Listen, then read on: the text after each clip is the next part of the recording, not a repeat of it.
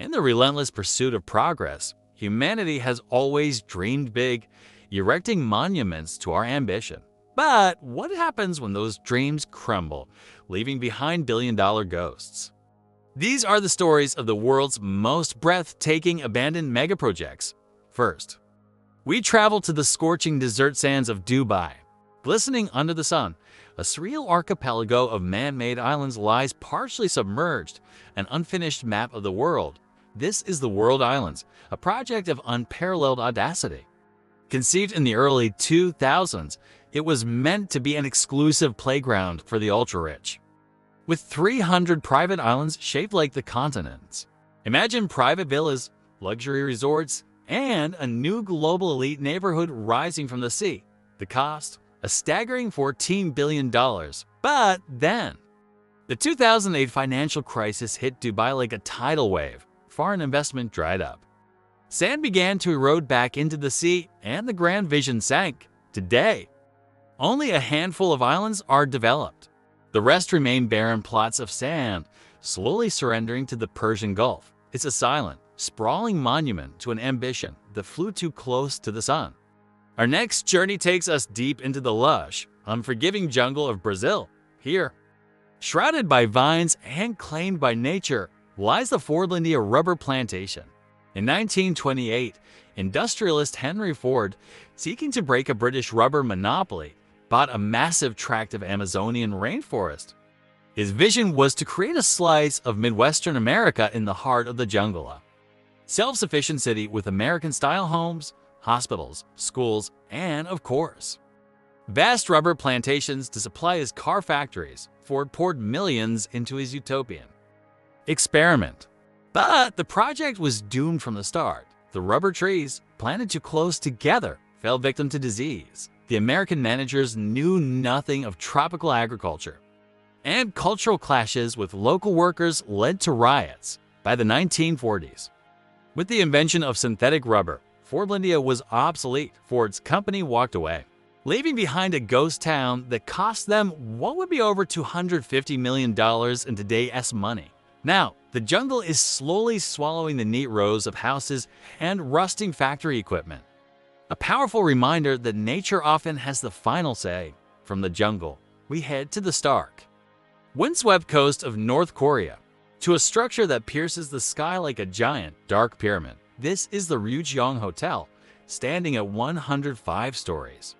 It was designed to be the tallest hotel in the world when construction began in 1987, intended as a symbol of North Korea's power and prosperity. It was supposed to house over 3,000 rooms, 5 revolving restaurants, and casinos. The government poured an estimated $750 million into its concrete shell. But as the Soviet Union collapsed, North Korea's economy went into a freefall. Construction ground to a halt in 1992, leaving the colossal, empty pyramid to dominate Pyongyang's skyline for over a decade. It stood as a windowless, concrete skeleton, earning the nickname the Hotel of Doom. Though its exterior was finally clad in glass in 2011, the interior remains unfinished and unoccupied. It's a hollow monument, a constant, silent testament to a grand vision that never came to be. Now, let's dive beneath the waves of the Pacific to the Chuuk Lagoon in Micronesia. This isn't a single structure, but an entire underwater ghost fleet. During World War II, this lagoon was Japan's main naval base in the South Pacific, their equivalent of Pearl Harbor. It was a fortress, sheltering battleships, aircraft carriers, and cargo ships. In February 1944, the United States launched a devastating surprise attack, Operation Hailstone. Over 2 days, American forces sank more than 60 Japanese ships and destroyed over 250 aircraft. The attack crippled the Japanese fleet. The cost was immeasurable in both lives and military assets. Today, the lagoon is a surreal underwater museum. Tanks, trucks, and airplanes still sit in the cargo holds of sunken ships. Gas masks and personal effects litter the seafloor.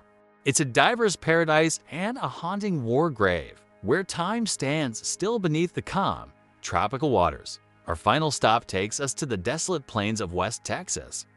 to the unfinished ruins of the Superconducting Super Collider. This was meant to be the most powerful particle accelerator ever built, a machine that could unlock the deepest secrets of the universe.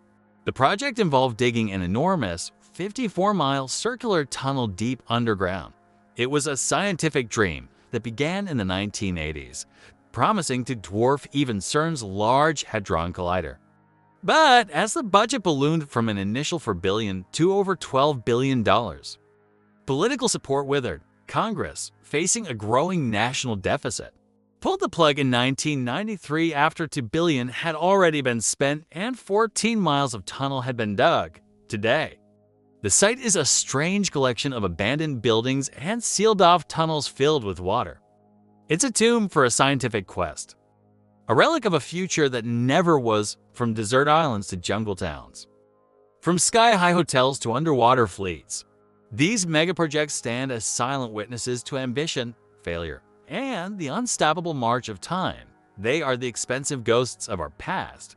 Scattered across the globe, each tells a story. But as we look at these colossal ruins, we have to wonder, how many more are being built right now? Destined to be forgotten?